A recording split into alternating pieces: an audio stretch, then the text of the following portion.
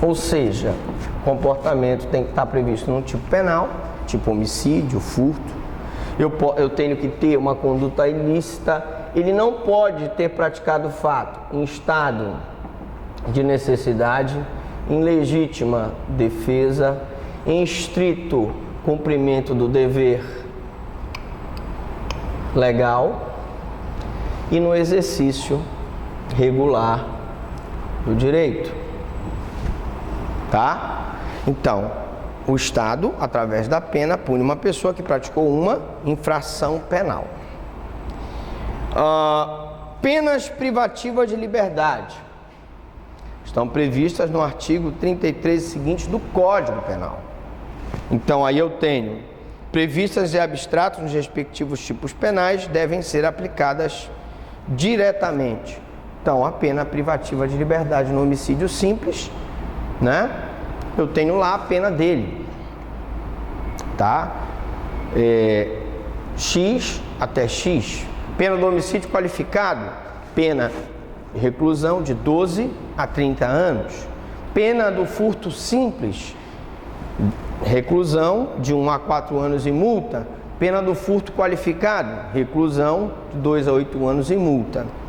Elas devem ser cumpridas diretamente. Pode só voltar aqui nessa explicação aqui que eu... Pois não? A parte de parênteses... Significa dizer que a conduta tem que ser típica. A pessoa tem que praticar um tipo penal, que está previsto no Código Penal. Homicídio, por exemplo. Mas a conduta também tem que ser ilícita. Se ele praticar um homicídio em legítima defesa, porque a pessoa vinha atirar nele e atira primeiro, a conduta ela é típica, mas ela não é ilícita porque ela foi praticada em legítima defesa. Tá? Alguns doutrinadores dizem também que a conduta tem que ser culpável. Porque, por exemplo, vocês viram o Náufrago, não viram o filme do Náufrago?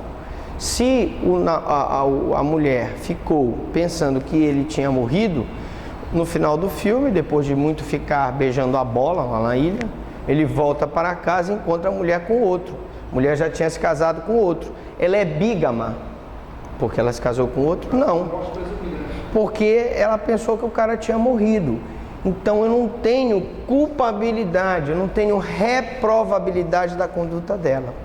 E aí houve um erro de proibição, porque ela pensou que ela ia praticar uma conduta permitida e uma conduta, na verdade, a conduta dela era proibida.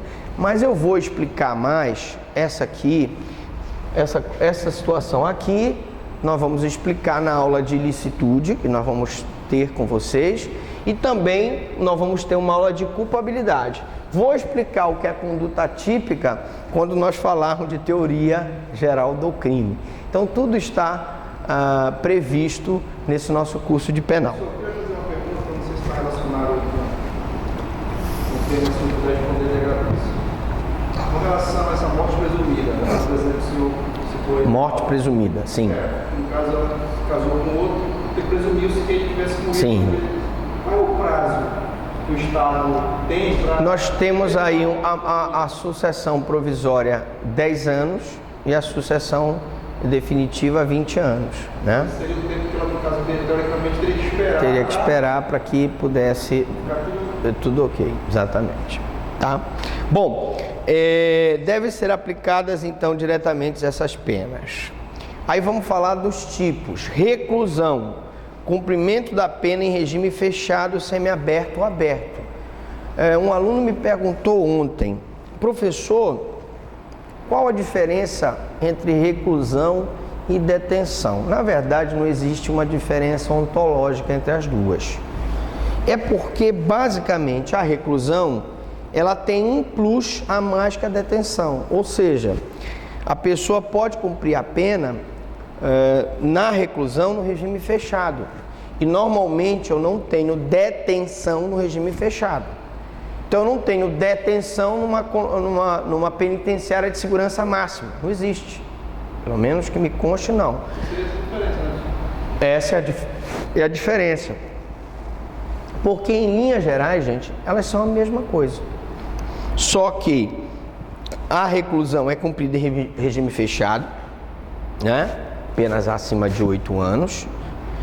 A em colônia penitenciária de segurança máxima ou média, em regime semiaberto, penas entre 4 e 8 anos, em colônias agrícolas ou industriais, e regime aberto, menor de 4 anos, em casa do albergado, tá? E a detenção é o cumprimento da pena em regime semiaberto ou aberto. Repare que eu retirei daí o regime fechado, exceto quando houver necessidade de transferência a regime fechado. E aí, evidentemente, que como eu disse, não é o normal, mas pode acontecer excepcionalmente uma pessoa cumprindo pena num regime semiaberto, devido ao seu comportamento prejudicial à ordem pública, devido a ser uma pessoa perigosa, ele pode ser encaminhado para o regime fechado.